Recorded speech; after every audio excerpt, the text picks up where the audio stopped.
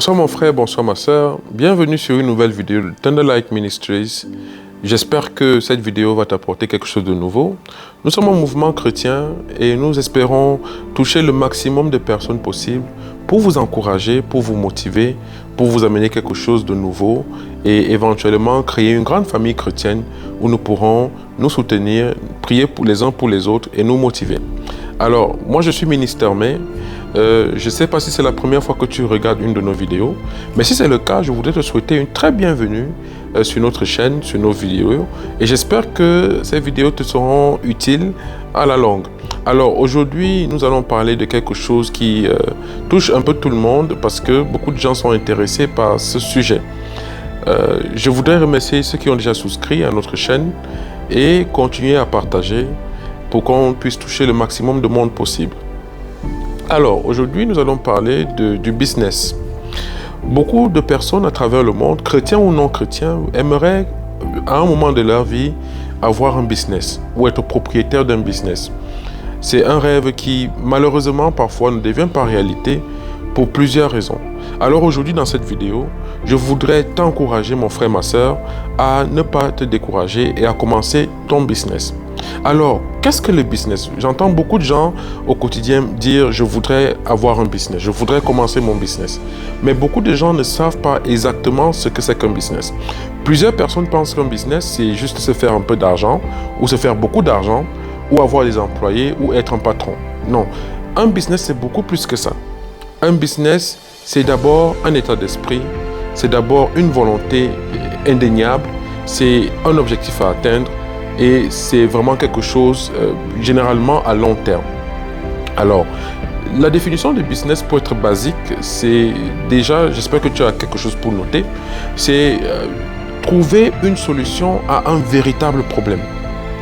Alors, je vais me répéter, le business peut être défini comme trouver un véritable problème, une solution à un véritable problème. Voilà.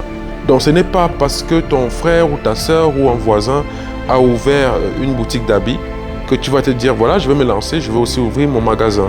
Non. Ou alors parce que ton frère a ouvert une brocante, ou alors un ami ou une connaissance qui a ouvert quelque chose, toi aussi tu voudrais t'y lancer parce que tu as l'impression que c'est quelque chose de rentable. Ce n'est pas ça un business. Le business, c'est d'observer dans notre environnement, dans notre écosystème, dans notre pays, dans notre région, les différents problèmes. Alors, je voudrais insister sur le mot « différent ». Alors, c'est différents problèmes que nous devons observer et regarder différentes solutions et éventuellement des solutions réelles qui marchent. Voilà ce que c'est que le business. On a un problème et vous apportez une véritable solution qui n'est pas facile à concurrencer.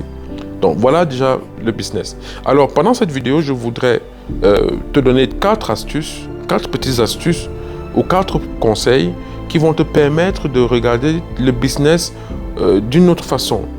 L'une des premières astuces ou l'un des premiers conseils dans le business, c'est vraiment comprendre que le business est un problème et que tu dois trouver une solution. Alors, je ne sais pas qu'est-ce que tu voudrais faire de ton business, quelle est l'idée que tu as, mais il faut que après cette vidéo, tu te poses la question, est-ce que mon business résout véritablement un problème ou alors c'est juste une addition aux multiples autres business qu'il y a déjà et tu voudrais simplement t'essayer? Alors, si la réponse à ces questions est non, ton business ou ton idée n'est pas quelque chose qui résout vraiment un problème, parce que dans ton quartier, il y a 5 boutiques et tu voudrais être la 6e boutique, tu n'apportes vraiment pas une solution à un problème.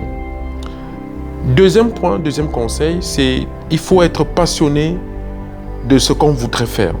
Alors, je sais que certains se retrouvent dans le business sans vraiment aimer ce qu'ils font et ça parfois ça marche, mais l'idéal serait que tu fasses quelque chose que tu aimes et quelque chose, ou alors si tu n'aimes pas, mais quelque chose dont tu as l'expérience. Ça, c'est vraiment l'idéal. Ne te lance pas dans un business où tu ne comprends pas les B à bas, les choses basiques de ce business. Sinon, tu vas t'embourber, tu vas perdre beaucoup d'argent et tu vas être frustré. Et je ne voudrais pas ça pour toi, ma soeur et mon frère. Je ne voudrais pas ça pour toi. Donc ça, c'est le deuxième conseil. Vraiment, assure-toi que tu comprends bien, que tu as une passion, tu tu es prêt à travailler de longues heures pour ce business, tu es prêt à te réveiller très tôt le matin pour ce business, tu es prêt à aller de extra mile, comme on dit en anglais, go the extra mile, aller un peu plus loin que les autres par rapport à ce business. Je vous prends un exemple. Supposons que vous voulez ouvrir une boutique un magasin où on va retrouver un peu de tout, voilà, comme généralement on en a en Afrique. Mais vous êtes quelqu'un qui n'aimait pas rester assis pendant très longtemps. Vous n'êtes pas très patient, vous n'êtes pas très minutieux.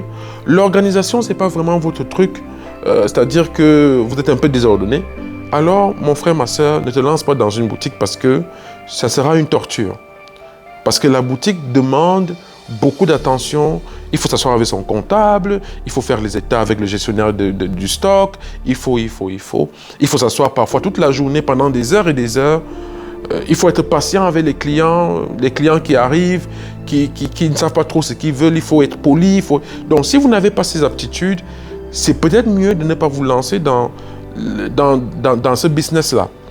D'accord? C'est peut-être mieux de faire autre chose. Donc, on devrait avoir une passion, un minimum de passion et aussi un minimum de connaissances. Ça, c'est le deuxième point. Donc, j'espère que tu notes parce que ça pourrait être utile quelque part ou un jour ou après cette vidéo.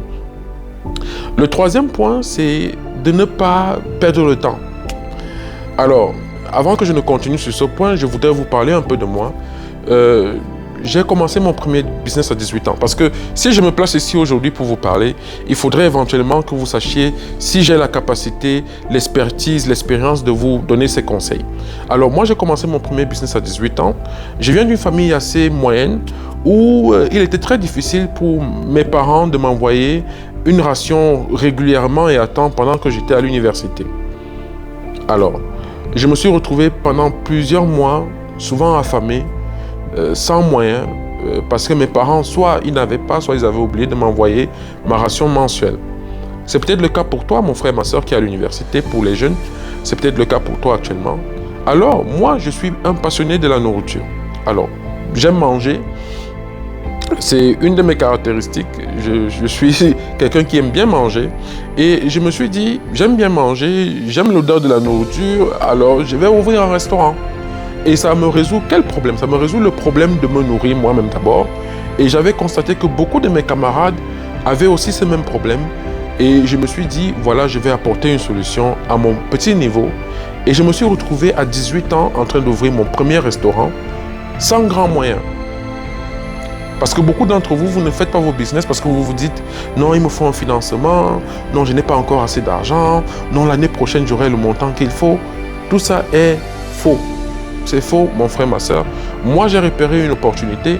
Dans mon quartier universitaire, je me suis rendu compte qu'il y avait une vieille maison abandonnée. Pendant des mois et des mois, la maison était pour occuper. Alors, je me suis rapproché du bailleur et je lui ai dit « Écoute, je suis un jeune étudiant. Je vois que ta maison est abandonnée. Je voudrais ouvrir un restaurant. Je n'ai pas d'argent à te donner, mais si tu me permets, je vais refaire les travaux, je vais embellir ton espace et quand je vais commencer mon activité, je vais te payer le loyer en backtrack, c'est-à-dire en arrière. » Sa maison était là, ça n'était pas exploité naturellement et par la grâce de Dieu, il a accepté. Beaucoup d'entre vous, vous ne posez même pas les questions, vous ne demandez même pas.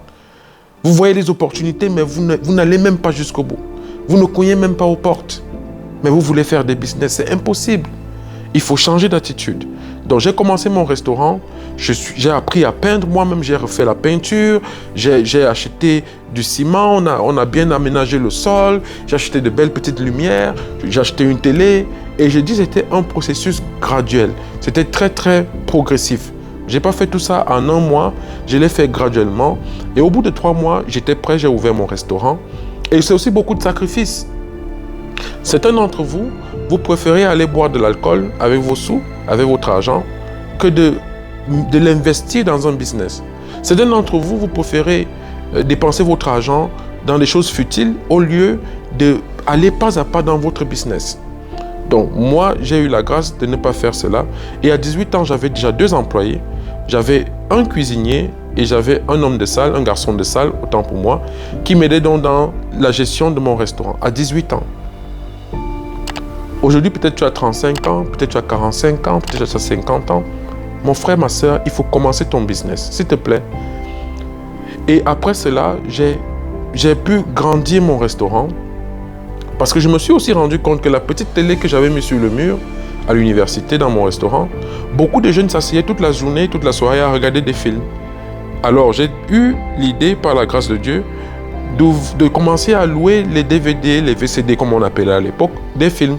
Donc, au lieu qu'ils s'asseyent là toute la journée, j'ai mis sur un mur de mon restaurant différents films, les nouveaux films, les anciens films, et ainsi de suite.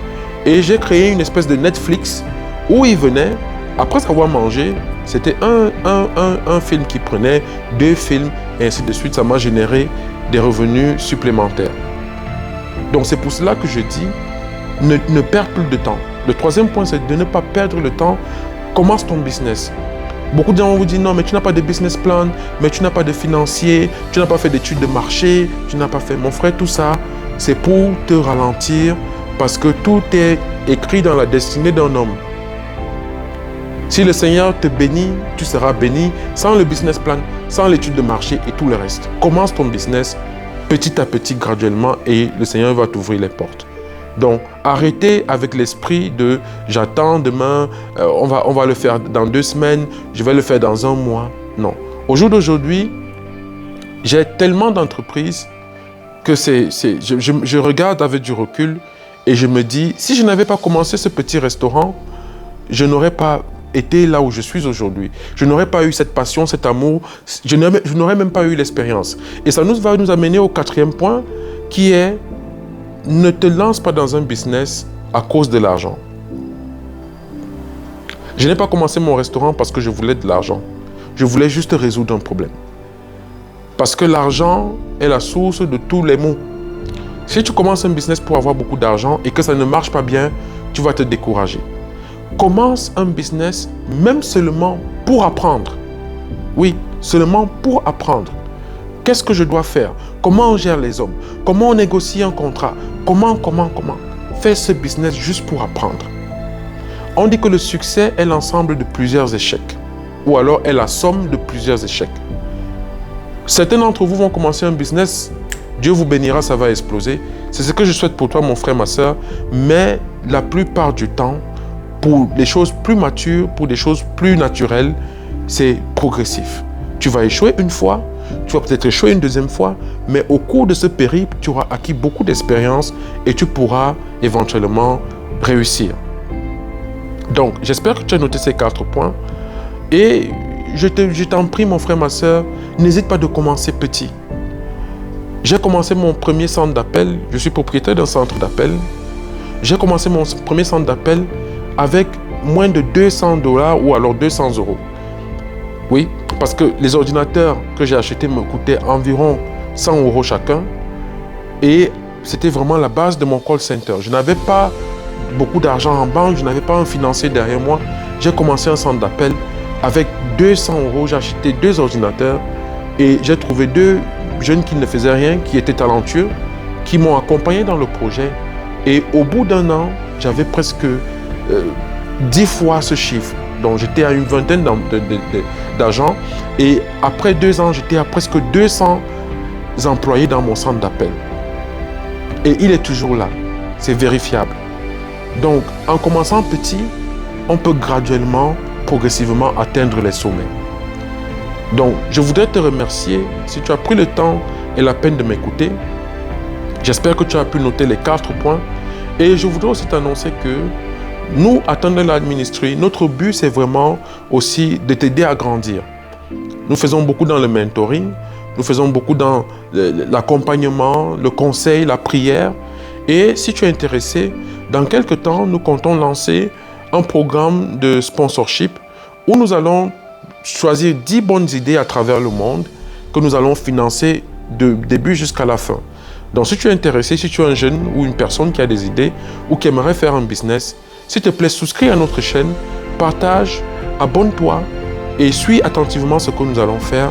Et éventuellement, le moment venu, lorsque ce programme sera disponible, n'hésite pas à t'enregistrer en nous envoyant ton idée et nous allons t'accompagner non seulement dans la prière spirituelle, parce que tout est d'abord spirituel, mais nous allons t'accompagner aussi avec nos expériences, avec notre amour et avec nos petites finances. Donc, si tu connais quelqu'un qui veut faire des affaires de façon propre, s'il te plaît, redirige-le vers Thunder Light Ministries et nous espérons que tu seras le prochain Bill Gates de ton pays ou de ce monde, que tu seras le prochain business tycoon, le prochain voilà, super businessman ou businesswoman, et ça va faire de nous des personnes très fières. On sera très fiers de toi. Donc n'hésite pas à t'abonner et à regarder. Ok? Donc, merci d'avoir pris le temps de regarder la vidéo. J'espère qu'elle a été positive, elle a contribué à quelque chose. Souscris pour les prochaines vidéos, partage. Je t'aime beaucoup. C'est Minister May. Sois béni et à la prochaine. Bye bye.